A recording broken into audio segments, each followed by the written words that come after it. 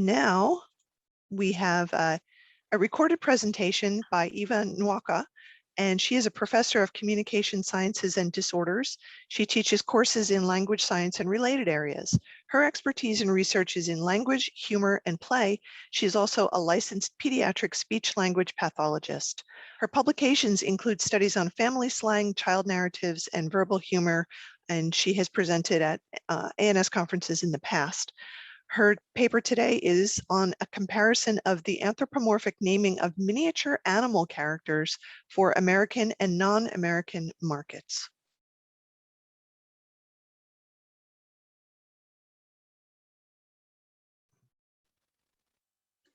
A comparison of the anthropomorphic naming of miniature animal characters for American and non-American markets. My name is Evangeline Nwokah. I go by Eva Nwokah. I'm a professor at Our Lady of the Lake University in San Antonio. Character toys historically have been part of the creation of imaginary spaces in child play. The proper names for such toys are an integral part of each character. Coupled with the toy's appearance and facial features, names contribute to the pretense about that toy's individual personality and other attributes. Romanian researchers Felican and Bugisiu state that the name makes the toy come alive. Smirnova argues that a character toy is much more than a play object. It can be a communication partner and a psychological tool. Such toys that adults create for children often reflect the adult's worldview and ideology. They can be a way of socializing the child related to fashion, occupations, and family traditions. Character toys, whether they're bears like Winnie the Pooh and Paddington, or dolls like Barbie, are intentionally named as part of toy development and commercialization. Doll houses have traditionally included miniature people, but an alternative has been the creation of miniature animal characters with a variety of names, occupations, and personalities. In this study, I examine the names of Sylvanian Families, as they are called in the UK, and Calico critters, as they are called in the United States. These are a popular and award-winning series of collectible anthropomorphic animal character toys for children. They're about 3 inches high. And my interest in these animal characters and their naming emerged from some of my current attempts to furnish and create a dollhouse using my childhood doll furniture, along with some of these animal families. 3 questions were addressed in this exploratory ongoing study. First, were the chosen proper names of the animal characters related to animal type, occupation, or personality, or do they appear to be randomly chosen? Secondly, as the dress and occupation of the animals is based on the 1950s, were the proper names that were selected from popular names during that time period? Thirdly, what are the differences, if any, in the naming for various international markets? To consider the possible rationale for naming, it was necessary to examine more of the background related to the production of this series of animal character toys. Sylvanian Families were created in 1985 by a Japanese company called Epoch. They developed the technology that could allow a flocked surface to be attached to plastic and combined with posable figures. The small flocked toys of many different animal species were said to be suitable for children aged 4 to 14. Eventually, a company called Tomy in the UK negotiated with Epoch for sole UK rights, and the families were launched there in 1987. They won the Toy of the Year award 3 years in a row. The toys also became adult collector items. However, in 1993, Tomy lost the rights to use the word Sylvanian Families in the USA and Canada. And so they reintroduced the series in North America as the Calico Critters of Cloverleaf Corner, now simply called Calico Critters of Calico Village. In the late 1990s, the series was discontinued in the UK by the Tomy Company and was reintroduced by another company in 1999. And they introduced a lot of new characters, especially different kinds of cats and dogs. In 2013, a company based in Tokyo actually took over the sale of both the Sylvanian Families and Calico Critters. And this company has many subsidiaries in different companies. The toys are currently sold in at least 44 different countries with a website for each country in the language or languages of that country. For a brief time, when first invented, Sylvanian families were inhabiting a woodland in the Midwest USA. Didn't last very long. Sylvania quickly became an idyllic rural woodland community in England. Holton and Short emphasized that Sylvania was based on middle-class, urban, romantic notions of country life as wholesome, serene, and beautiful, with families leading a caring and moral life. There actually was a competition to see which village in England was the closest to this fictitious Sylvania, and a place called Old Basing in Basingstoke actually won the competition. We know the setting was in England because of objects like red mailboxes called letterboxes, and also a policeman with a helmet and a cart on the bicycle, and a milkman with a cart, who's a duck, a milkman with a cart full of milk bottles. We know the time period is the 1950s because of the clothing worn by characters. Each parent has an occupation, and each member of the family has a first and last name and a description of their personality and interests. In order to address whether the names for the characters were from the 1950s, I used several resources. Two for the United States, that was babynames.com and the Wikipedia list. And both of those are based on Social Security Administration records for the most popular names. For the British names from the 1950s, I used 3 websites, Retro Wow, and also Newbury, and also Emma Rogers' 2022 website of the 50s baby names. And that is based on the Definitive Guide to Popular Names in England and Wales, published in 1965. I've highlighted in blue for the 1950s, similar names that are both, were both popular in the US and the UK. And you can see that quite a few names were. It's quite similar. So from 1985 to 1990, there were 21 different Sylvanian families created from 14 different kinds of animals. What is the variation in individual proper names? Well, one thing to consider is that the early families were very large. There were 10 members, grandparents, parents, 3 sets of brothers and sisters.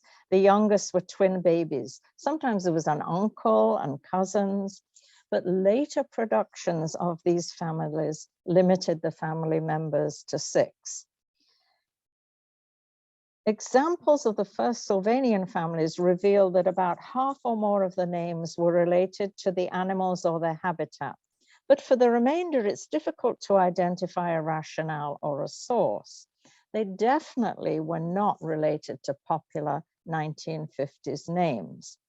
For example, the names of the Timbertop Bear family. All of them reflect woodland settings, except for 2, Taylor and Gus. Taylor comes from the actual word tailor, tailoring clothes, but that's not the occupation of this father. And Gus comes from several names, including Augustine, but doesn't seem to have a relationship to bears or the habitat. With the Waters Beavers family, again, we can see 6 names related to water. Wade Waters makes sense as a name because we wade through water when walking through it. Water can be stormy, sunny, misty, murky, and also have bubbles. But 5 of the names, Nancy, Roger, Bucky, Lilith, and Becky, are not related to water or building dams. Another example is the Catwood family. These are the names for the first series, but when another company took over, they actually gave them other names and redesigned them. But in this case, we can see that Bob as in Bobcat is relevant. Kitty, Thomas, shortened to Tomcat, and Tabitha. They're common names for cats, but Chess and Phoebe are not. Chess is a female name of American origin, meaning free, but was used here for a boy. Phoebe is a girl's name found in Quebec and Japan, and as an American urban slang word, means cool. The Thistlethorn mouse family is an example of where it's particularly difficult to find a connection between the names and the mice. Willow and heather can be related to a plant and therefore a field mouse, but it's difficult to see an application to mice for the names Chester, Lester, Prissy, and Barry. In the history of the development of Sylvanian and Calico critter families and their names, there have been differences based on the country for which they are marketed. For example, in the UK, we have the hedgehog family. But the United States, this is called the Pickleweed Hedgehog Family. And they have different names. So we have Father Mortimer, Mother Eleanor, Abigail, and Maxwell. In the USA, it's Harold, Heloise, Haley, and Harry, all beginning with an H. The rabbit families also vary by country. So the UK has the cottontail rabbit family, the chocolate rabbit family, but not the hopscotch rabbit family. The USA has no milk rabbit family or cottontail rabbit family, but does have the chocolate rabbit family. And we see the names are different for contrasting families, but they don't appear to be specific to those countries because Alex has its origin in Greek. Kate is a word of English origin, meaning pure. And with the hopscotch rabbit family, Hardy and Heidi are both of Germanic origin. Here is another example of the kangaroo family. Bruce is of French, Scottish, and English origin, and Sheila is an Irish name. For the American hopper kangaroo family, Richie is a Scottish name from Richard, and Isabella is a Spanish and Italian version of Elizabeth. In contrast, many of the families recently marketed in different countries by Epoch do have the same names, and we can see that with the goat family, and we can see that with the sheep family. In summary, some of the proper names of these anthropomorphic flocked animal toys are related to the habitat, appearances, occupation, and behaviors, but others appear to be common human or pet names, both modern day and more old-fashioned. There was little evidence that the names were intentionally chosen from the 1950s time period. There is a history of some variation in names based on the country for which the animals were or are marketed.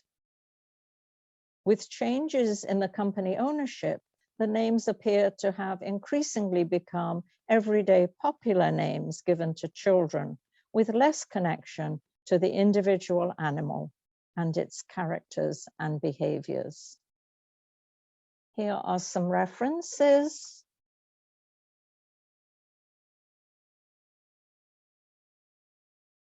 And some resources.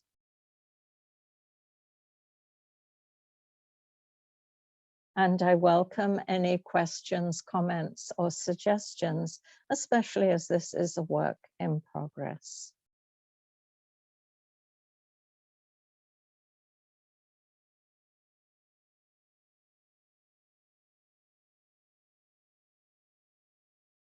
Thank you, Eva. That was great.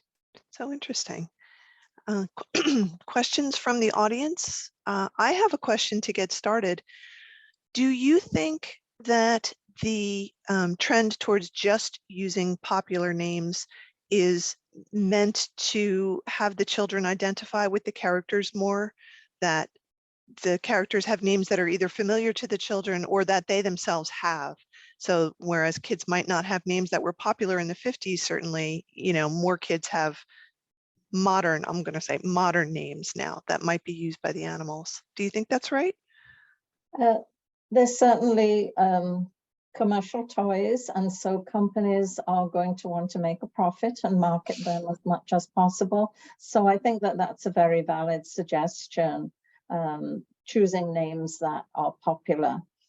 Though I do think if you choose names that are typical of pets or typical of like habitat in the examples given, it also makes them unique, more unique. So yes, the shift to more common names could be for the reason that you say. Interesting. Yeah. There's a question here in the chat from Alexa. She says, I have several questions. First, are the target demographics for the toy sets different across the nations, or are they more or less the same? The target is for the same age of children across the nations, but there are large numbers, surprisingly, of adults who maybe started to collect these a number of years ago, and then they become collector items. And so I think it's targeting the two groups, collectors and children, in all different countries. I was surprised by the number of different countries. It's 44 different countries, and the millions of dollars of profit from these little creatures means that they are very popular across different cultures, different countries, I think. Great. Alexa, did you have another question? Okay. Is there a trend towards intersex names in children's toys in general, or to your knowledge? That's an interesting question, and one that I hadn't thought about, but I certainly would include that as I'm going forward. So thank you for the question. I can see that some of the names I looked at could be for either gender, but more in the early toys than the later one. The later ones seem to be very gender specific. I would also think that more names, well, it goes in one direction, that more names that are traditionally boy names are now accepted as girls' names as well. So something like Charlie, which 40 years ago might only have been a boy name, now seems to be more gender neutral. There are lots more girls named Charlie, and it wouldn't seem weird if your kids had other kid friends and there were girls and boys both with that same name, and there are others as well.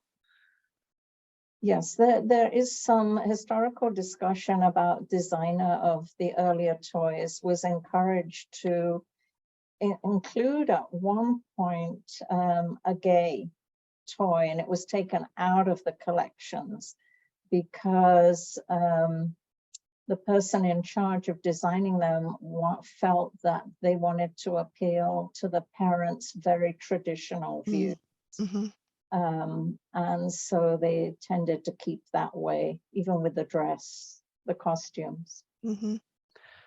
There's a good comment here from Brandon who says, Chess the cat might be related to Chessie, which was a popular cat mascot of the Chesapeake and Ohio Railway in the 30s through the 70s. And he also says, thank you for your excellent presentation. Thank you. I didn't know that. I'll certainly make a note of it. That's very helpful. Oh, here's another one in the chat from Alexa. It would be interesting to know that the children in the target market would name the toys if they were asked to do so, if there would be any names that kids gravitated towards in general. So rather than the designers naming them, actually having children name them. Does anyone do that? Is that a practice? I think it's a great idea. Part of my research currently is to have children and adults make up names for toy monsters they've never seen before. And I have a lot of data on that. So it would be a nice idea to use these specific animals. These animals have been used in different studies, mainly in the field of psychology, to investigate comprehension or many different approaches. So there are a number of studies where they've been used, but I haven't seen any where they've asked children to name them. And I don't know that that is a practice commercially by companies. It may be for some companies, but I haven't heard about it. Okay, interesting. Okay, questions, comments from anyone else? Well, a comment might be that some of these names are descriptive, as you have shown, and well, not very common from what I can observe. Cleveland Evans can comment more on that, I think, than I can, but the names seem to be, linking the toy or image to nature and to other ideals in some way. And there's a little sense of, idealism and lack of I don't know what it is, but people are doing a lot of different things with names, and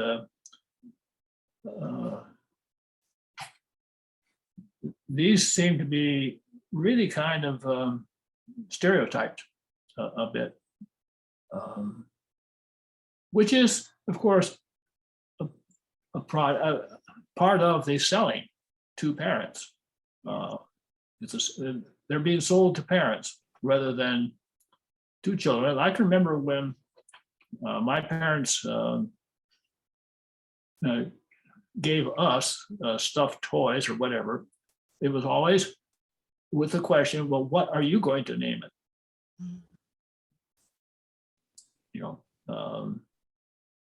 I don't know why they did that, but they never gave it as a present with a name. It never came with a name.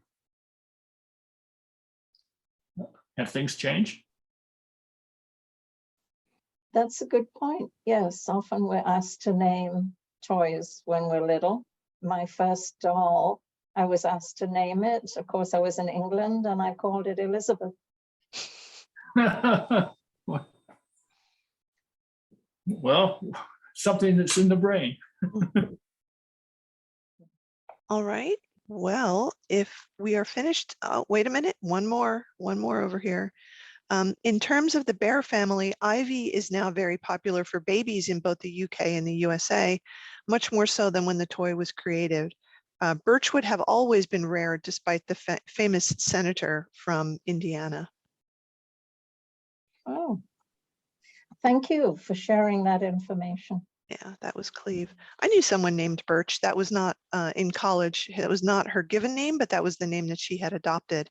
And she changed her name to Birch in, oh gosh, the mid 80s at some point. And it seemed to me a very exotic and elegant name at the time. Let's see. I feel like there's a trend to make toy names fairly simple, so a harder to pronounce name like Yvonne or Beaumont or Maximilian would likely be chosen over something like Kiki or Alan. I wonder if giving the animals fancy sounding names contributes to the image of the brand elegance. Yes, that makes sense. What I haven't looked at is some of the many 44 countries where these are sold, whether there is any attempt to change the names to the language of that country or language of that country. I've not looked at that yet. But the complexity and how easy it is for small children to pronounce might be another aspect to look at. I appreciate all the suggestions and comments and information that you all shared. All right, well, it's almost 3 o'clock. I think we'll wrap it up right now. Thank you so much. That was great, so interesting. And I love your illustrations also. They're good photographs, and I know that they are probably promotional photographs from the company, but they make the toys look really appealing. Like I want them.